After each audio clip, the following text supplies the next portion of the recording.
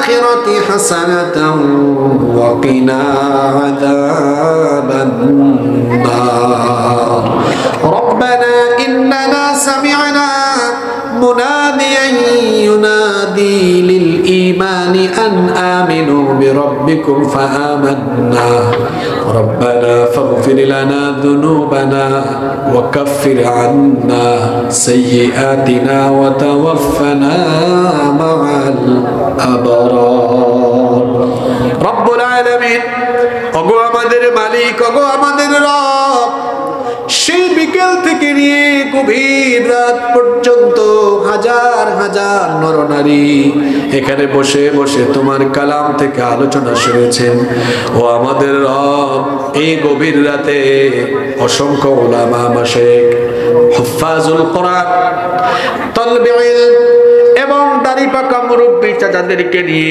কচি কাঁচা মাসুম বাচ্চাদেরকে নিয়ে গভীর এই রাতে আল্লাহ তোমার রহমতের প্রত্যাশী হয়ে আমরা হাত তুলেছি মাবুদ গো আমরা যারা হাত তুলেছি জীবনে আমরা এত গুনাহ করেছি আমাদের তো মনে হয় গুনাহের সাগরে সাঁতার কাটতে কাটতে আমরা বড় ক্লান্ত হয়ে গিয়েছি এত পাপ আমরা করেছি মনে হয় যেন পাপের দরিয়ায় আমরা ডুবে একেবারে নিঃশেষ হয়ে যাচ্ছি গো আল্লাহ এত গুনাহ আমাদের জীবনে আমরা করেছি তুমি যদি আজ এই গুনাহর দিকে তাকাও আমাদেরকে ক্ষমাও করতে তোমার ইচ্ছে হবে না আল্লাহ আমরা জানি আমাদের গুনাহের পরিমাণ অনেক বেশি কিন্তু আমরা তো এটাও জানি আমাদের গুনাহের চাইতে তোমার দয়ার পরিমাণ আরো বহু গুণে বেশি রব্বুল আলামিন আমাদের গুনাহের দিকে না তাকিয়ে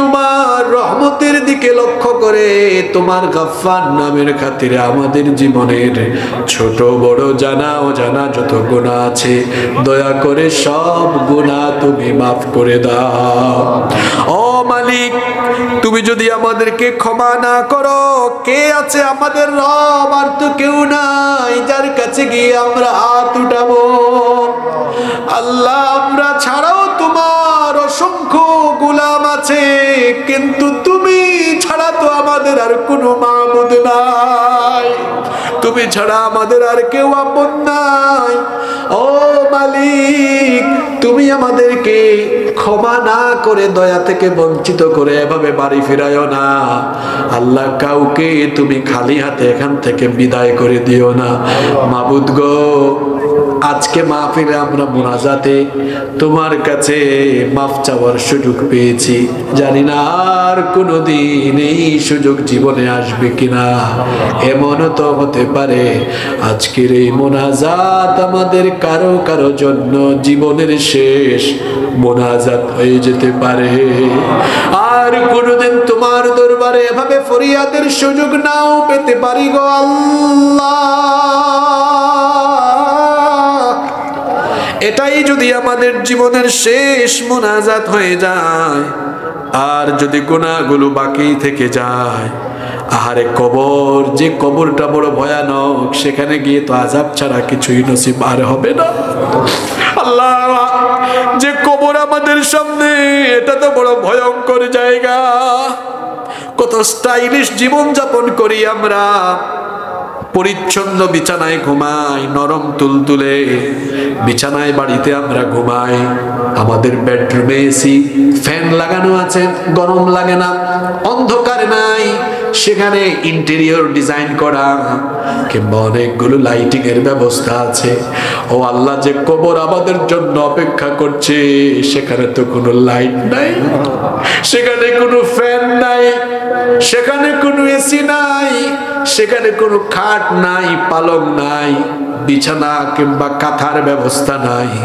এটা এমন এক জায়গা নিচে মাটি ডানে মাটি বামেও মাটি উপরে হলো বাঁশের ছাউনি কোনো লাইট নাই ফ্যান নাই জনমানবহীন আলো বাতাসহীন অন্ধকারাচ্ছন্ন পোকামাকড় যুক্ত সাপ বিচ্ছু যুক্ত এই কবর যেখানে তোমার দয়া ছাড়া আমাদের বাঁচার কোনো উপায় নাই আল্লাহ তুমি এই কবরে আমাদেরকে গুনাহগার বানিয়ে কবরে নিয়ে শাস্তি দিও না গো আল্লাহ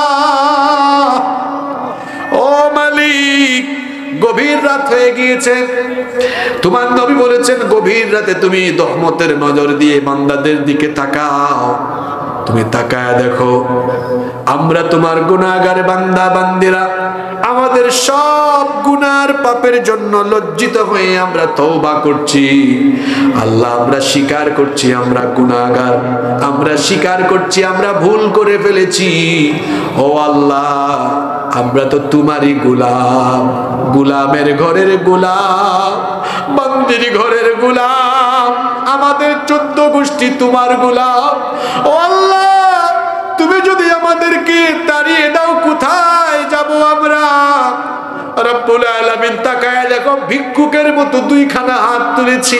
আল্লাহ আমাদের ভিক্ষার হাত দেখে তোমার কি একটু দয়া মায়া হয় না?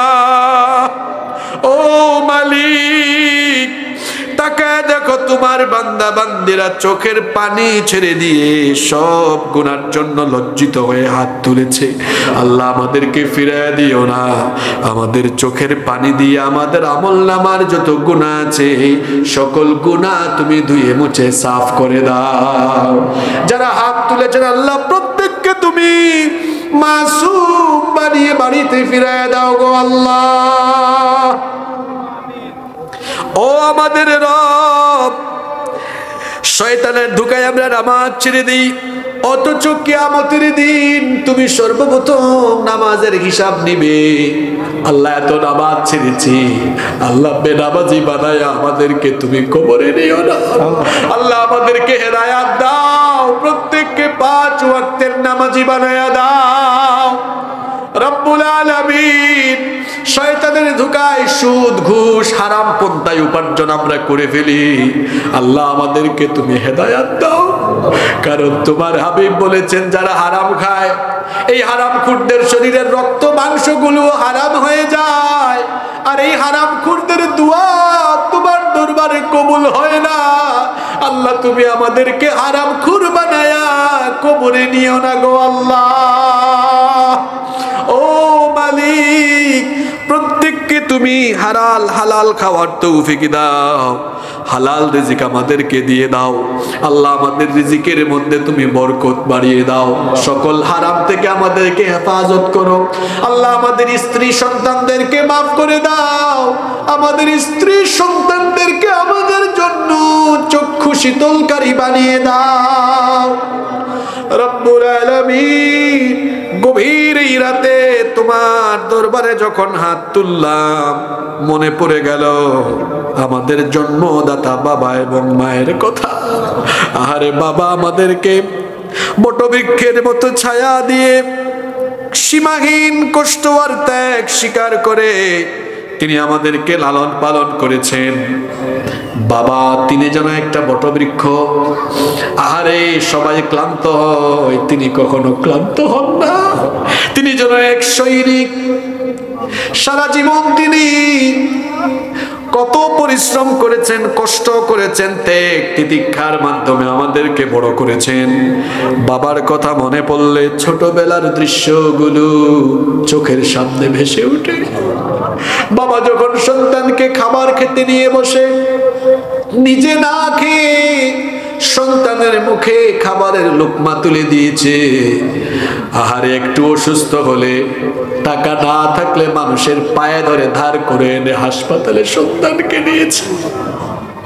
মাঠে ঘাটে পরিশ্রম করে বৈশাখ জ্যৈষ্ঠ মাসের কাঠ ফাটা রোদে পরিশ্রম করেছে, পৌষ মাঘ মাসের ভয়ঙ্কর শীতে সকালবেলা মাঠে ঘাটে পরিশ্রম করে আমাদের পড়ালেখার জন্য খরচ পাঠিয়েছে। এত কষ্ট করেছে আমাদের সেই বাবা, কত ধন সম্পদ উপার্জন করেছে। পৃথিবী থেকে যাওয়ার সময় সব কিছু সন্তানদেরকে দিয়ে এতিমের মতো অন্ধকার কবরে চলে গিয়েছে। আল্লাহ আমাদের যাদের বাবা নাই, বিপদ আপদের সময় আমরা যে গিয়ে বাবার বুকে মাথা লুকিয়ে একটু সান্ত্বনা নেব, সেই সুযোগটাও আজকে আমাদের নাই গো আল্লাহ। আবার এখানে অনেকে আছে হয়তো জনম দুঃখিনী মাও হারিয়ে ফেলেছে, আহারে একটি অক্ষর মাত্র মা, কিন্তু মনে হয় যেন সারা দুনিয়ার সকল মধু তুমি এই নামে ঢেলে দিয়েছো গো আল্লাহ। কত মধু মাখা, কত জাদু মাখা এই নাম। আহারে আমাদের মা আমাদের জন্য কত কষ্ট করেছেন, সেই মায়ের কষ্টের কথা তো ভাষায় প্রকাশ করাও অসম্ভব।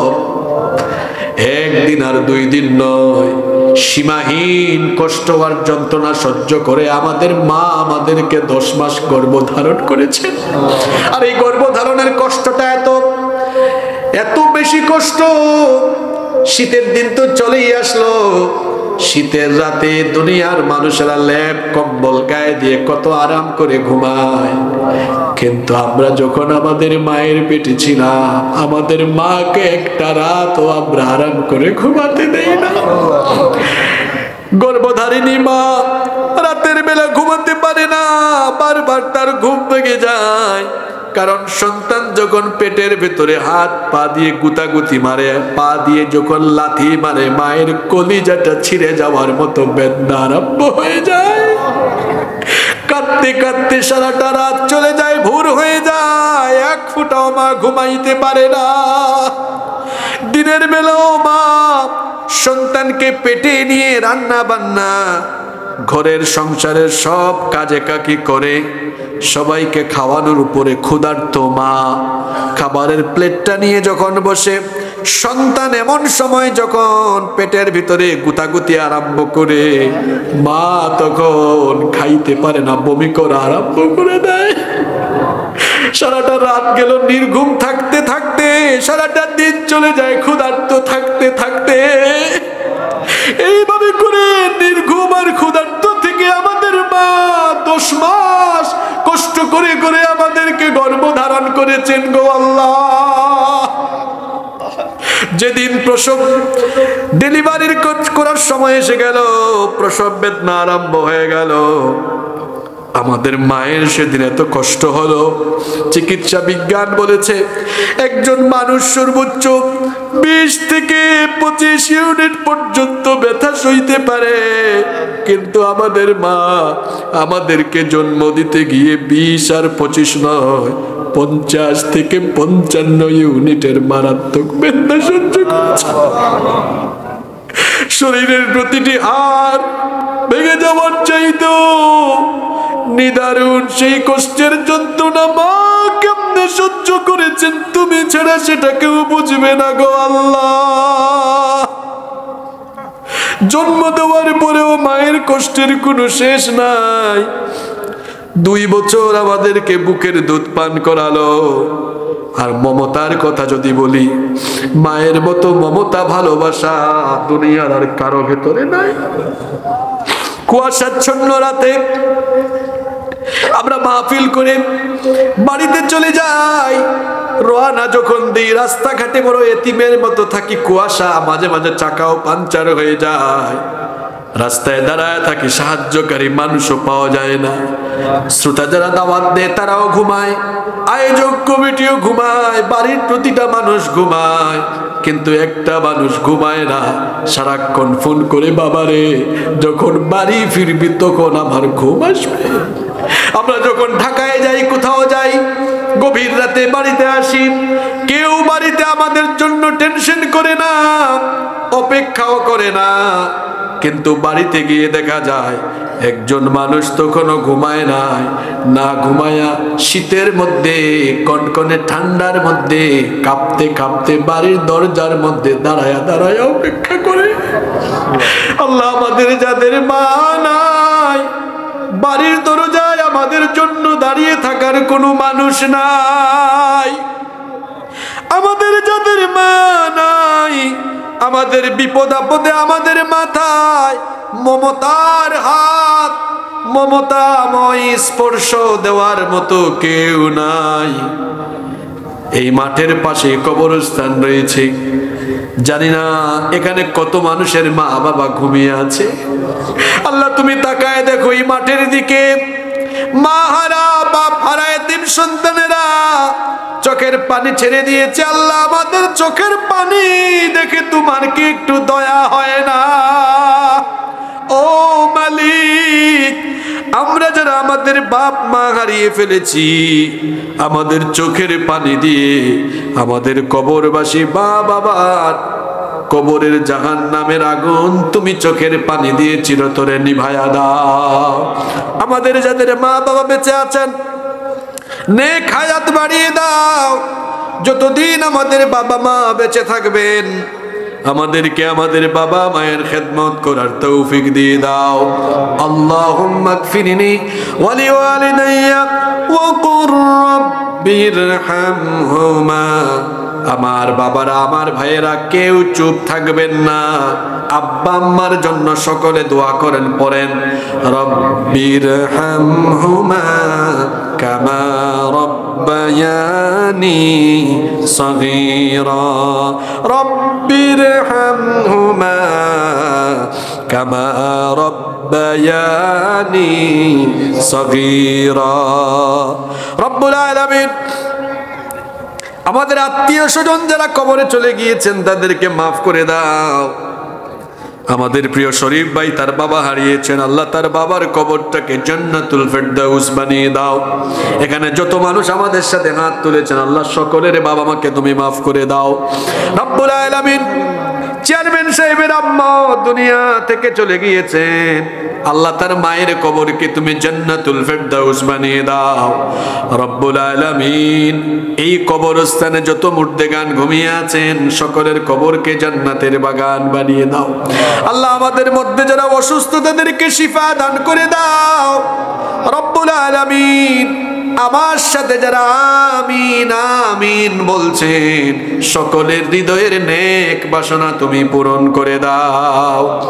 হাজার হাজার মা বোনেরা মাহফিলে এসেছে, আল্লাহ আমার মা বোনদের গুনাহগুলো মাফ করে দাও। আমার বোনদেরকে দিনের জন্য কবুল করে নাও, তাদেরকে আবেদা সালেহা কানেতা বানিয়ে দাও। রব্বুল আলামিন এলাকায় অনেকগুলো প্রতিষ্ঠান আছে, মাদ্রাসা আছে, সবগুলোকে তুমি কবুল করে নাও। আমাদের স্কুল কলেজের অনেক স্যারেরা মাহফিলে এসেছেন, আল্লাহ তাদেরকে তুমি মাফ করে দাও। মাদ্রাসার অনেক উস্তাদরা এসেছেন, তাদেরকে মাফ করে দাও। আলেম ওলামা এসেছেন, অনেক ছাত্ররা এসেছে, আল্লাহ সবাইকে তুমি মাফ করে দাও। দাড়ি পাকা চুল পাকা অনেক মুরব্বী বাবাদেরকে দেখতে পাচ্ছি, আল্লাহ আমার এই বাবাদের গুনাহ খাতা তুমি মাফ করে দাও। রব্বুল আলামিন আমার এই বাবাদেরকে তুমি ঈমানের জিন্দেগি নসিব করে দাও। অসংখ্য যুবকেরা মাহফিলে কষ্ট করেছে, রব্বুল আলামিন আমার এই যুবক ভাইদের গুনাহ খাতা মাফ করে দাও, তাদেরকে দিনের জন্য কবুল করে নাও।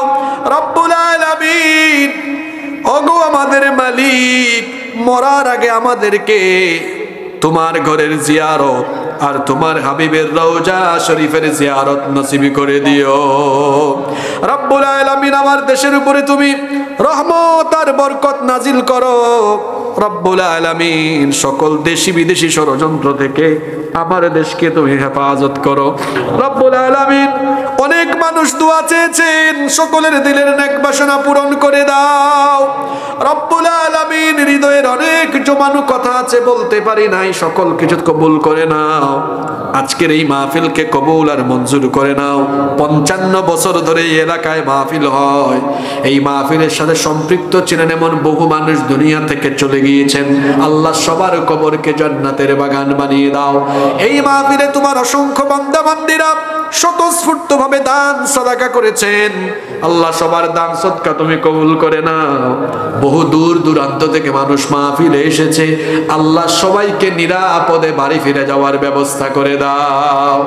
দূর দূরান্ত থেকে মিডিয়ার ভাইয়েরা এসেছে, কনকনে ঠান্ডার রাতে, রাতের বেলা অনেক কষ্টে তারা চলাফেরা করে, আল্লাহ রাস্তাঘাটে আমাদের সকলের তুমি নিরাপত্তা দানকারী হয়ে যাও। রব্বুল আলামিন শীতকালে আমাদের দেশে সব জায়গায় মাহফিল হয়, মাহফিল শেষে আয়োজক কমিটি ঘুমায়, শ্রোতারাও বাড়িতে গিয়ে ঘুমায়, কিন্তু যারা আলোচনা করেন কখনো সকাল হয় কখনো পরদিন হয়, বাসায় ফিরতে ফিরতে রব্বুল আলামিন রাস্তাঘাটে কত বিপদ আপদ। রাস্তাঘাটে কত লোক কত ক্ষতি করার চেষ্টা করে। গতকালও একজন আলেম রোড অ্যাক্সিডেন্ট করেছেন।